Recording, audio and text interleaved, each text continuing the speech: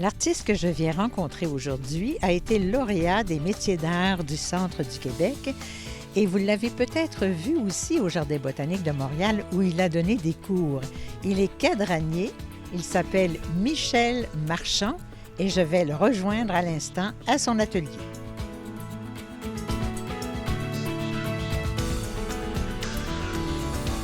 Michel, voulez-vous bien me dire qu'est-ce qui vous a amené à faire un métier, un art aussi rare? C'est arrivé par un soir en regardant le cadran solaire des Ursulines à Trois-Rivières. Je me promenais, dans ce temps-là, j'allais au cégep. Puis un soir, on a fini notre veillée, les copains, dans le vieux Trois-Rivières. Puis à un moment donné, je suis arrivé devant le cadran solaire des Ursulines. Puis je suis resté un peu là, caduc ou bouche bée devant cette grande représentation-là de l'ombre et du soleil. Donc, plusieurs années plus tard, ça m'est revenu, cette vision-là. Et puis, je suis parti avec ma caméra vidéo un bon matin, dans les années 97-98 environ. Puis, j'ai planté ma caméra vidéo sur le cadran solaire. Et puis, peut-être une bonne heure. Et à un moment donné, je suis arrivé chez moi, je l'ai mis en boucle, puis je l'ai mis à la TV, puis j'ai regardé ça. L'ombre se déplaçait. Puis là, je lui ai dit, en fin de compte, j'ai dit, ça serait, étant horticulteur, j'ai dit, ça serait une belle parure pour mes clients, que les clients puissent avoir un cadran solaire dans le jardin. Ça a commencé comme ça. Donc, j'ai dit, on va savoir comment que ça se fait, un cadran solaire, parce que ça prend des calculs mathématiques, astronomiques assez poussés. Puisque si vous voulez faire un cadran solaire, ça vous prend un cadran solaire à Montréal et à Québec, il ne peut pas avoir la même précision. Donc, ça prend un cadran solaire fait pour Montréal et un cadran solaire pour Québec. Le lac Saint-Jean, Sherbrooke, c'est tous des cadrans différents parce que le cadran est en fonction de la latitude et la longitude d'où ce que vous êtes. Et versus les calculs mathématiques précis de trigonométrie sphérique. Donc, c'est assez spécial comme calcul. Donc, j'ai dit, je vais aller voir dans les bibliothèques, qu'est-ce qui existe? En fin de compte, il n'existe rien.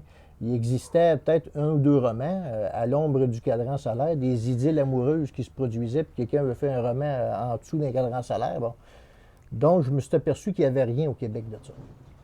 Même au Canada, il n'y a pas grand-chose. Donc, il a fallu faire venir des livres de la France. Je vais vous dire que je les ai payés assez cher. Puis là, Internet arrivait en même temps. Puis là, j'étais sur Internet.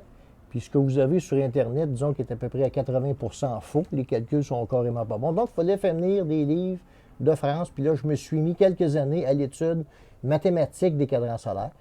Et puis, pour venir, en fin de compte, à faire des cadrans, puis en fin de compte, comme mon art, quand les gens m'appellent, peu importe où au Québec, ils veulent avoir un cadran solaire, on le fait maintenant sur ordinateur, puis ça se fait assez bien. Il y a beaucoup d'histoires autour du cadran solaire aussi, j'imagine. Ce qui est arrivé au cadran solaire, en particulièrement, 1986 semble une date charnière. On ne sait pas trop pourquoi, mais 1986, en Europe, en France, il s'est passé quelque chose que vous savez, quand vous avez une peinture de Léonard de Vinci ou n'importe quoi, on la prend, on la met dans les musées, on la conserve. Mais un cadran solaire dehors qui date de 1600 quelques, puis qui est sur une façade en pierre, on ne peut pas emmener ça au musée. Donc, il faut la conserver. Et il y a des endroits en France qui en ont beaucoup. Puis il y en a plusieurs qui ont passé, je pense, dans les années 86, sous le pic des démolisseurs. Et puis, ça a fait un mini-scandale en France qui fait que le cadran solaire a pris du galon. Puis nous autres, on a été un peu dans cette vague-là. Mais en fait, quand on vous dit de prendre du galon parmi les spécialistes de l'astronomie, on parle là, un petit peu des gens. Donc, depuis 86, il s'est formé la Commission des cadrans solaires du Québec, dont je fais partie.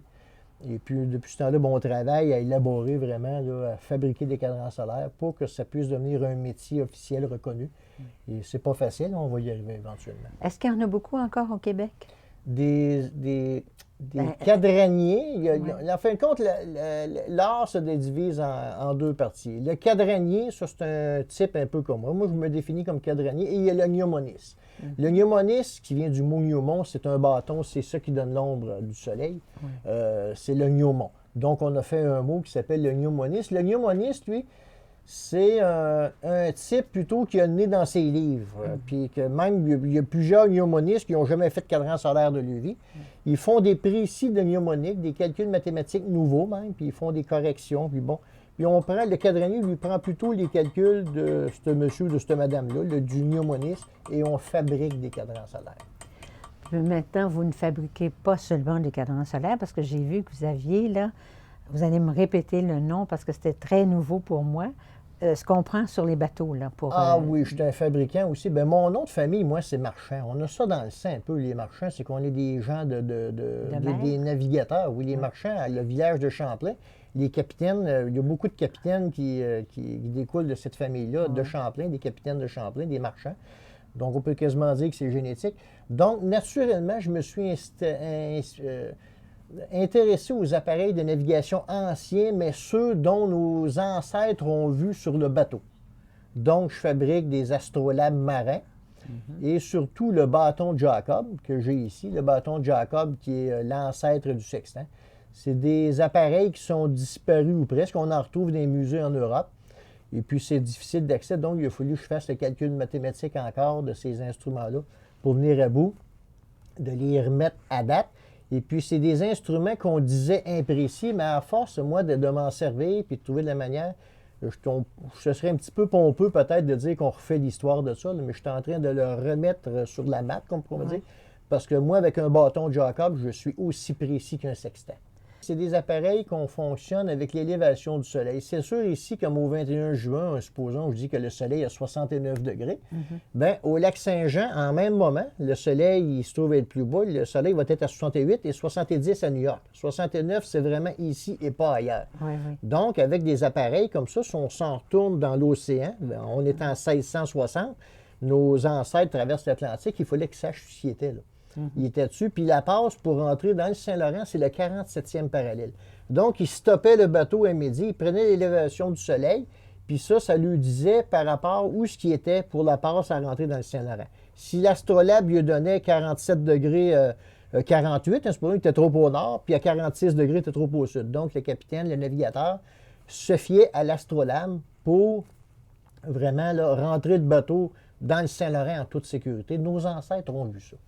Michel, j'aurais parlé des heures avec vous pour en apprendre davantage. Je vous remercie infiniment de cette entrevue. Ça m'a fait plaisir.